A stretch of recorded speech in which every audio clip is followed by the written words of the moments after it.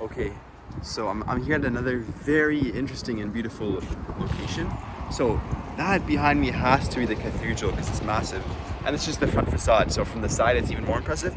And then it's very interesting how many rivers there are in Strasbourg. So you can see there's one there, and I'm just gonna cross the road here to go show you another river. So it's like just a bunch of rivers intersecting here, and that makes sense why it's like a city in general, because where there's a lot of rivers, that's where most cities were formed. Every major city has a river. London, the Thames; Paris, the Seine. But yeah, here's just another one. And then over there behind me, you can see there's this big building. It's covered by the trees mostly, but I'm definitely gonna go there after. If that's the cathedral, I'm definitely gonna go there right now. So catch you there. Shockingly, it turns out this is not the cathedral I was looking for.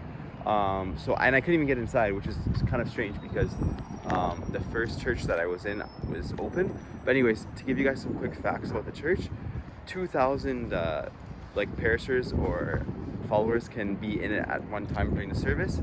The two spires that you see there, I hope you guys can see it in the camera, are 76 meters in height each. So there's two of them, and it was built during 5 years from 1892 to 1897. So it's relatively recent. And with respect to the stained glass, so only some of the original stained glass was actually preserved. So I guess there must have been some destruction during the wars maybe. And lastly, it has an organ. So the other church I was in did not have an organ, so this one does, which means it's a bigger church, as you can tell from its size on the outside. Alright guys, so just walked a few hundred meters and we're at the John F. Kennedy Bridge actually, which I think is just having a model of him. And then there's another statue just there as well. I'm not sure who that is, maybe his wife. But the other thing I want to show you guys here is the U.S. consulate. It's probably not the embassy, because I just was at the embassy yesterday in my other vlog that was already up, the Paris vlog, part 3. But yeah, even in Strasbourg, they have a freaking embassy here, which is interesting because it's not even like a top 5 city in France with respect to population. But maybe it's because all the tourists come here that they want to have services to their citizens. But yeah, that's that. A really quick one just to show you guys something cool. So basically here you have a Porsche, right? And you see L. So I don't know where it is. Oh, there you go, L. So basically, and you can see how many how little letters it is. That's the country of Luxembourg, sorry. Each plate in Europe has the first letter as the first letter of the country, so Luxembourg. And actually what people do in France, because there's so many taxes, is they buy their car in Luxembourg. Especially if it's an expensive car, there's even more. And then it's cheaper there. And here we're actually really close to Germany, so it's many people that do it. And then the last thing that you can see, speaking of Germany, is the German embassy there where you saw that flag. But I meant close to Luxembourg, but Luxembourg and Germany are also close together. Alright guys, so a bit of rain just came down, so I had to get the hood. And basically I already have the entire itinerary set. So I have 2 hours left. And first I'm gonna visit the Europe Parliament, then I'm gonna go to 2 different gardens, then the cathedral, and then finally the train station. And then look there, I just wanted to point this out as I'm walking by. There's like a cool giraffe statue of like a person with a giraffe head. That big building seems to be like kind of like an art type of expo. I'm on the other side of the river, so I can't really check it out. But there's more important things to see, so let's go see. Guys, so I think this is the best view I can give you guys of the 2 big buildings. So behind me here, you have this massive Goliath building. You can even see, where is it? There, it's like another one behind it. And that's the European Parliament, like I said. You can see all the people passing through the subway there, or not the subway, the pedway. And they're all like in suits, so you can tell they're all of like the bureaucrats and stuff, because well, it's a massive building. I don't even realize how big like the European Union is, but it's massive. And then behind me here, so there's actually a river separating them, that's why they're taking the pedway. Behind me here you have the European Council. So don't ask me what that does, but that's that. Most likely there's no way I'm getting inside, but I'm just gonna pass by and see if there is some space open to the public. And then next it's just the garden beside, which I can go to. All right guys, so the list of European Parliament buildings continues. Actually, if you look behind me at this sign, you can see how many there are. So this is kind of like a Europe campus in a sense, and it's massive. So you have the European Court of Human Rights here, which is insane. And then you have something there which is called the Agora. So I think it's just like a big meeting place where they have offices and the workers. But yeah, if you'd like to hit pause and then look at like what's written on the sign, go ahead.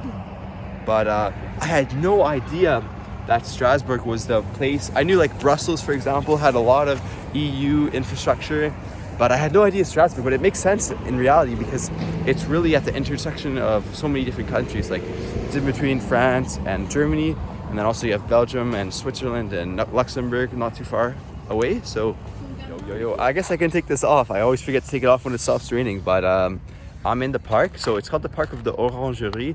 It's like the orange park. I think like an orange orchid, or I don't even know what you call it in English, where there's orange trees, but I don't see any oranges anyways. But you can see it's very beautiful. We got a squirrel chilling right there, if you guys can see it, right there. So shout out to squirrel. And yeah, so just making my way through. It's very nice that it's kind of on the way. So not only, whoa, wait, look at that bird. Can you guys see it? Right there. That's like a, what is that? All right, guys, and you guys can even hear it. There's like a bunch of pelicans here, so that's actually amazing. I think you guys like had a quick glimpse of them, but let me just show you guys one more time. Sorry, I got really distracted there. But yeah, whatever those are, that's actually amazing. That's the one thing that I like about Europe. There's a lot of different, more variety with respect to birds. In Canada, we just have Canadian geese. And but yeah, I don't even know what I was saying before that. Yeah, it's on the way, so I'm kind of just walking through, enjoying myself, and making my way to the next stop, which is the gardens of the university. But cool little cameo from the squirrel and that bird, whatever type it was. Alright guys, so I was reading on Google Maps. I'm going to show you guys now what I'm about to talk about. I was reading on Google Maps about there being like a mini zoo here. And as you guys can see, there's some massive owls. It's called the Grand Duke Owl. What's the name in English? I forget. Eagle owl, something eagle owl, Eurasian eagle owl.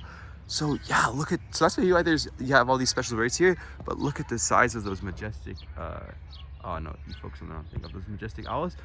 And it's kind of semi-closed, so I can't really go, but apparently there's also lynxes and a bunch of other different animals, which you could actually see. Let me show you guys the monkeys. So check out that. I've never seen such a... All right guys, so that's almost like the third or fourth time that I almost dropped my phone today, but that's why I kind of cut that video short. But yeah, it's a really cool kind of mini zoo. They even have a petting zoo. Bravo! Yeah. Okay, so this guy, he's in the vlog, and basically, what a nice guy. I just love interacting with people like that. But what I want to say is, yeah, it's cool that they have they even had a petting zoo, but it was closed. And then here, like I said, that's what it's called, l'orangerie, and then bowling. So basically, you can come here to this park and literally have every single form of entertainment you would like. A park, obviously, so kind of relax, resource, and recharge.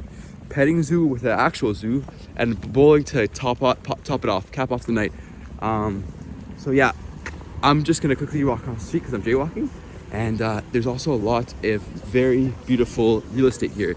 So given that these houses, I'll just show you guys, with all the trees lined up, I imagine these houses are quite expensive because of their very nice location.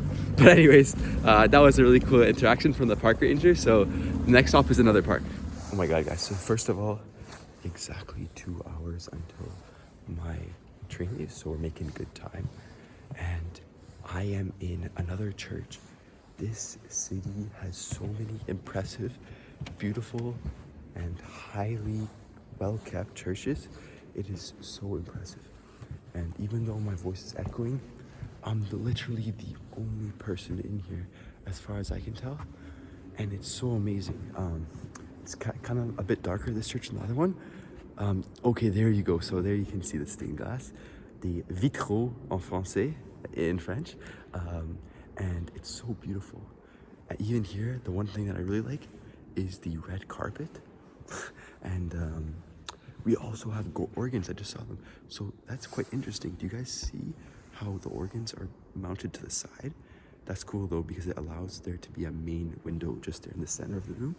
But yeah, it's kind of just a short visit here because I didn't even know that there's a church here. Literally, the new name that I'm giving to Strasbourg is the City of Churches, because there's so many beautiful churches. If I had more time here, I would definitely come to a service in the morning, but that's not the case, unfortunately. I still get to see most of them though, but just take another moment to appreciate that. And I'm gonna take another few seconds to appreciate it after I stop recording.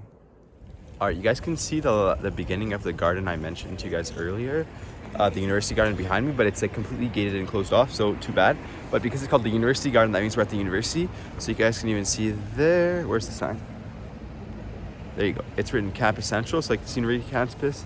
There's like a cool study building, but I think it's closed because I saw people waiting at the door, so I'm not even gonna try to go in. And then on the other side too, I think it's a bunch of other university buildings. So yeah, it looks like we're on the university campus, and it's a pretty cool university. So I'm quite impressed.